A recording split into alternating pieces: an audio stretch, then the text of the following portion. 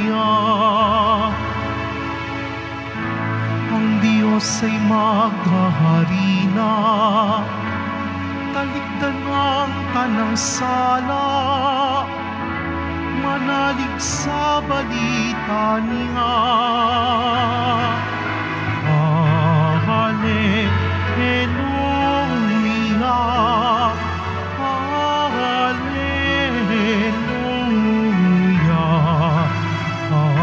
hallelujah, hallelujah.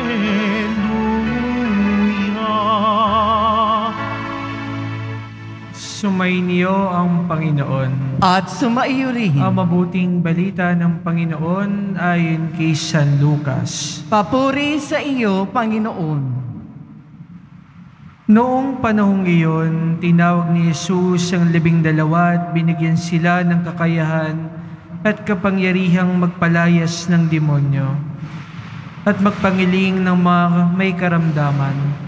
At sinugo niya sila upang ipahayag ang paghahari ng Diyos at magpagaling ng mga may sakit. Sila'y pinagbilinan niya, huwag kayong magbaon ng anuman para sa inyong paglalakbay, kahit tungkod, supot, tinapay, salapi o bisan. Makituloy kayo sa alinmang bahay na tumanggap sa inyo at manatili kayo roon hanggang sa pag-aalis ninyo sa bayang iyon. At sakaling hindi kayo tanggapin, umalis kayo roon at ipagpag ninyo ang alikabok ng inyong mga paa bilang babala sa kanila. Kaya't humayo ang mga alagad at naglakbay sa mga nayon at ipinangangaral ang mabuting balita at nagpapagaling ng may sakit sa lahat ng dako. Ang mabuting balita ng Panginoon. Pinupuri ka namin, Panginoong Hesukristo. Magsiupo muna ang lahat. Mga minamahal kong kapatid, narinig po natin sa ating unang pagbasa sa aklat ni Propeta Esdras kung paano siya nagpapasalamat at naniniklohod sa harapan ng Diyos dahil sa kabila ng kanilang hindi pagsunod, alam natin kung ano ang pinagdaanan ng piniling bayan ng Diyos. Maraming beses sa maraming pagkakataon sila ay na-exile, no?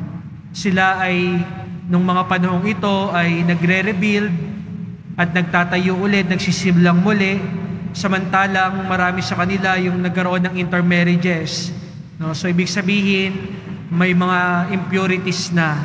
Ito yung inihingi ng tawad ng propeta sa Diyos. Kaawaan at kahabagan mo po kami sa aming mga ginawa.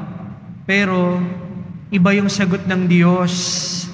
Hindi pagpaparusa, hindi pagko-condemn sa ginawa nila. Ano yung sagot sa kanila ng Diyos?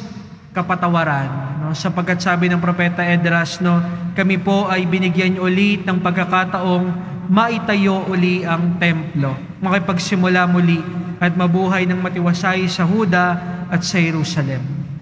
Tignan niyo po, kahit gaano kapangit o hindi kaganda yung nangyari, dahil sa kanilang hindi pagsunod sa tipan, ang siyang dahilan kung bakit sila maraming beses nasakop, ang Diyos hindi nagbabago. Tapat pa din sa tipan.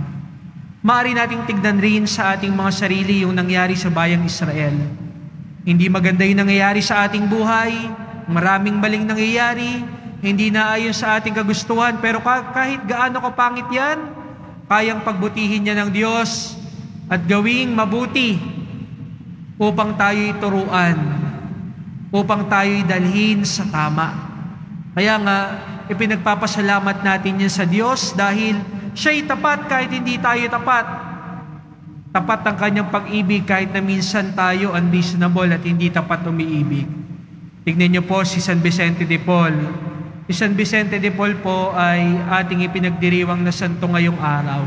Kilala po siya sa apostolate, no, sa kanyang apostolate para sa mga mahihirap. At ito po mga Vincentians, no, yung mga tagasunod niya, ay pinagpapatuloy po ang gawaing ito. Pero alam niyo ba dati, ni San Vicente de Paul, yung kanyang motivation upang maging pari ay impure. Nagpa-ordain siya upang maging chaplain ng mga elite, ng mayayaman. At kilala dun sa lipunan na yon, upang siya rin ay magkaroon ng maraming connection, access, at resources. Hanggang sa makilala niya yung isang pari nagturo sa kanya, hindi dapat pinapabayaan ng mga hihirap. Di ba, hindi maganda yung simulain niya, hindi maganda yung motivation niya sa una. Pero, nung nandun na siya, naiba lahat. Bakit? Pinakinggan niya yung tawag ng Diyos. Yung una, pinapakinggan niya yung kanyang sarili, no? Walang nangyayari. Pero yung pinakinggan niya, yung kalooban ng Diyos, ano yung nangyari? Yung may hirap at mayayaman, nagkaroon ng connection. At si San Vicente de Paul, ang naging daan upang yung mahihirap makatulong o yung mga mayayaman matulungan yung mga nangangailangan ng panahong iyon sa France. Naging tulay at daan siya upang ang grasya ng Diyos ay dumaloy sa kanila. Kung titignan natin sa mundong ito, no, bilang mga tinawag ng Diyos, sabi sa ating mabuting balita, nung isinugo ang mga alagad, huwag kayo magdadala ng kahit ano. Bakit ba hindi kailangan o dapat hindi magdala ng kahit anong hindi naman importante? Kasi kapag marami ka masyadong baggage, hindi mo magagawa yung kalooban ng Diyos, iisipin mo pa yung mga dalahin mo. Pero kung ikay magtitiwala, Diyos ang bahala. Huh?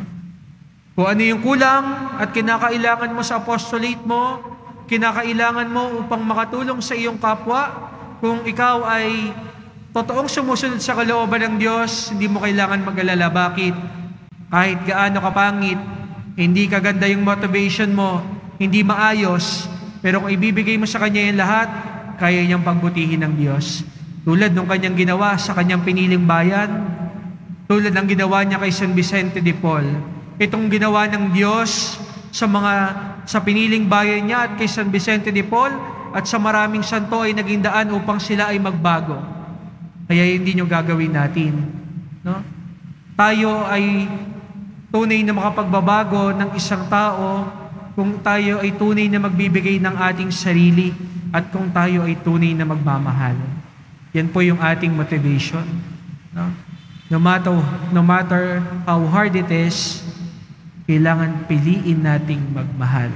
Sapagkat yan lamang po ang tunay na kapagpapabago. Dahil yan po ang ginawa ng Diyos sa atin sa krus.